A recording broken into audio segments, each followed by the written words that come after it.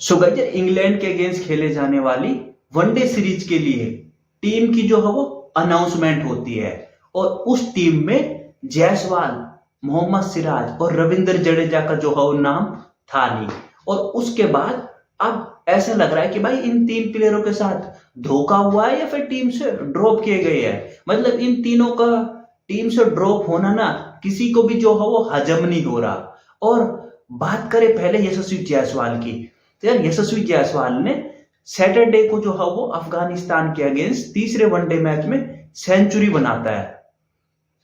यशस्वी जायसवाल अपने पिछले 3 वनडे मैचों में 2 सेंचुरी बना चुका है। एक सेंचुरी साउथ अफ्रीका के अगेंस्ट आखिरी वनडे मैच में बनाई थी। उसके बाद अफगानिस्तान वाले दूसरे मैच में 4 रन पे आउट हुआ था और अफगानिस्तान के अगेंस्ट तीसरे वनडे मैच में फिर सेंचुरी बना दी। यानी पिछले 3 वनडे मैचों में 2 सेंचुरी बनाने के बाद उस बंदे को जो है वो टीम में जगह नहीं मिली। और अब जो है वो बीसीसीआई की सिलेक्शन कमेटी पर सवाल उठ रहे हैं कि भाई आप किस तरीके से जो है वो प्लानिंग कर रहे हो। एक टाइम पे यशस्वी जायसवाल टीम इंडिया के 3 फॉर्मेट प्लेयर की रेस में सबसे आगे था। क्यों? क्योंकि वो टेस्ट टीम में तो पहले जगह बना चुका था। उसके बाद साल 2024 T20 वर्ल्ड कप याद करो, यशस्वी जायसवाल बैकअप ओपनर था भाई। रोहित शर्मा और विराट कोहली ओपनिंग करते थे, यशस्वी जायसवाल बाहर बैठता था। उस समय लग रहा था कि यशस्वी जायसवाल जो है वो बहुत ही जल्द T20 वर्ल्ड कप खत्म होने के बाद जो है वो T20 का पहला ओपनर होगा। होता क्या है कि भाई अभिषेक भी ओपनिंग करने आ गया, संजू सैमसन को भी ले आए तुम, और फिर सडनली से जो है वो जायसवाल को T20 से तो हटा ही दिया गया। और ये सब कुछ हुआ है कोच गौतम गंभीर के आने के बाद, क्योंकि ऐसा लगता है कि गौतम गंभीर किसी भी प्लेयर को जो है वो 3 फॉर्मेट प्लेयर खेलना ही नहीं देना चाहता और किसी को जो है वो स्टार बनना ही नहीं देना चाहता। गौतम गंभीर ने जो एक लाइन बोली थी ना कि भाई मैं स्टार कल्चर के अगेंस्ट हूं, तो वही सब दिख रहा है कि यार गौतम गंभीर किसी को स्टार बनने ही नहीं देना चाहता। नहीं तो यशस्वी जायसवाल फर्स्ट प्लेयर होता जो आपका 3 फॉर्मेट प्लेयर होता, बट उसको T20 से हटवा दिया। वनडे में मैं मानता हूं कि टाइम लगना था क्योंकि रोहित और शुभमन गिल दोनों सेटल हो चुके थे, बट टेस्ट में उसकी ओपनिंग में जगह बन चुकी थी। T20 में विराट और रोहित के बाद पहला ओपनर वो था, बट आईपीएल में अभिषेक आ गया, संजू भी आ गया और जायसवाल बाहर हो गया। तो ये जो जायसवाल 3 फॉर्मेट से आज 1 फॉर्मेट प्लेयर बना है, इसमें बहुत बड़ी देन है हमारे कोच गौतम गंभीर साहब की। उसके बाद मैं बात करूं तो मोहम्मद सिराज, तो यार जायसवाल से भी ज्यादा बुरा हुआ है मोहम्मद सिराज के साथ।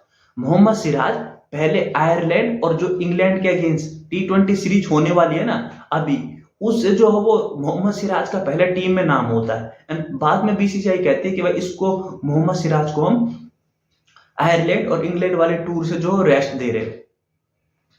अब रेस्ट क्या देना हुआ कि भाई मोहम्मद सिराज की T20 टीम से हटा दिया गया।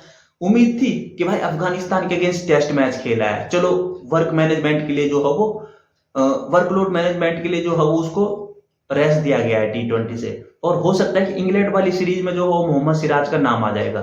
सबने यही कयास लगाए थे कि जो इंग्लैंड में ओडीआई सीरीज होगी वहां मोहम्मद सिराज होगा। मोहम्मद सिराज का नाम तो जो है वो वनडे टीम में भी नहीं आया। तो भाई मोहम्मद सिराज जो एक टाइम पे आपके लिए तीनों फॉर्मेट खेल रहा था, और भाई मोहम्मद सिराज लिटरली बोल रहा हूं इंडियन टीम के लिए बॉलिंग में पिछले 2023 के बाद और आज तक के डेट में अगर देखोगे ना सबसे ज्यादा बॉलिंग करवाने वाला बंदा है। गधे की तरह काम किया उसने बॉलिंग में यार। इंग्लैंड में जाके पांचों टेस्ट मैच खेले, बुमराह को भी 3 मैच के बाद रेस्ट दे दिया गया, वो पांचों के पांचों टेस्ट मैच खेला, पर उसको जो है वो रिवॉर्ड दिया ही नहीं गया और उस बंदे को जो है वो अब सिर्फ एक टेस्ट बॉलर बना के रख दिया गया। वो आईपीएल के पहले 7 मैचों में मियां ने कितनी जबरदस्त गेंदबाजी की थी, कोई रिवॉर्ड नहीं है। तो भाई ये मोहम्मद सिराज के साथ भी वही कंसेप्ट होता हुआ दिख रहा है कि भाई हम इसको 3 फॉर्मेट खिलाएंगे नहीं। नाम गिनते जाओ तुम, जायसवाल हो गया, सिराज हो गया, ये 3 फॉर्मेट प्लेयर थे आपके, इनको हटवा दिया गया। तो भाई ये जो हमारी इंडियन मैनेजमेंट को जो इन्फिनिटी कॉम्प्लेक्स हुआ है ना कि भाई हम किसी प्लेयर को 3 फॉर्मेट प्लेयर नहीं बनने देंगे, वही जो है वो इंडियन स्पेशली उन प्लेयरों का बेड़ा गर्क हो रहा है जो प्लेयर 3 फॉर्मेट प्लेइंग डिजर्व करते थे, तीनों ही फॉर्मेट खेलना, उनका बेड़ा गर्क कर रहे हैं। उसके बाद रविंद्र जडेजा को ना तो अफगानिस्तान के अगेंस्ट टेस्ट सीरीज में सेलेक्ट किया गया है ना, T20 से जडेजा पहले ही रिटायरमेंट ले चुका था और अब अफगानिस्तान वाली वनडे सीरीज में भी नहीं जगह मिली और अब इंग्लैंड वाली वनडे सीरीज में भी जगह नहीं मिली। तो रविंद्र जडेजा के केस को तो देख के ऐसा लग रहा है कि भाई हो सकता है कि रविंद्र जडेजा का जो है वो यहाँ से वनडे करियर जो है वो खत्म होता हुआ दिख रहा है, क्योंकि भाई वनडे भी दिख रहा है और टेस्ट भी दिख रहा है। हालांकि टेस्ट में अभी भी मानता हूं कि जो ऑस्ट्रेलिया के अगेंस्ट 5 टेस्ट मैच आप घर पे खेलोगे 2027 के स्टार्टिंग में, जो बीजीटी वाले 5 टेस्ट मैच है, वहां जो है वो रविंद्र जडेजा की जो है वो वापसी हो सकती है टेस्ट में। बट अभी के लिए वनडे में तो बहुत ही मुश्किल लग रहा है। क्यों? क्योंकि साउथ अफ्रीकन कंडीशन में आप एक ही स्पिनर के साथ खेल पाओगे भाई, और टीम तो कहीं ना कहीं साउथ अफ्रीका में होने वाले वनडे वर्ल्ड कप को ही देख के बन रही है। तो वहां सिर्फ मुझे एक ही प्लेयर समझ आ रहा है जो खेलेगा, वो है अक्षर पटेल, और अक्षर पटेल की वनडे में वापसी भी हुई है। क्योंकि आप एक ही स्पिनर के साथ खेल सकते हो भाई, वहां आपको जो है वो 3 फास्ट बॉलर और एक जो है वो फास्ट बॉलिंग ऑलराउंडर जो नीतीश कुमार रेड्डी होगा, तो यही खेल पाओगे। ऐसा तो है नहीं कि वहां आप 2-2 स्पिनिंग ऑलराउंडर के साथ खेलोगे। हालांकि वनडे टीम में 2 स्पिनिंग ऑलराउंडर है, अक्षर पटेल तो चलो डिजर्व करता है, वॉशिंगटन सुंदर को भी जो है वो जगह दी गई है।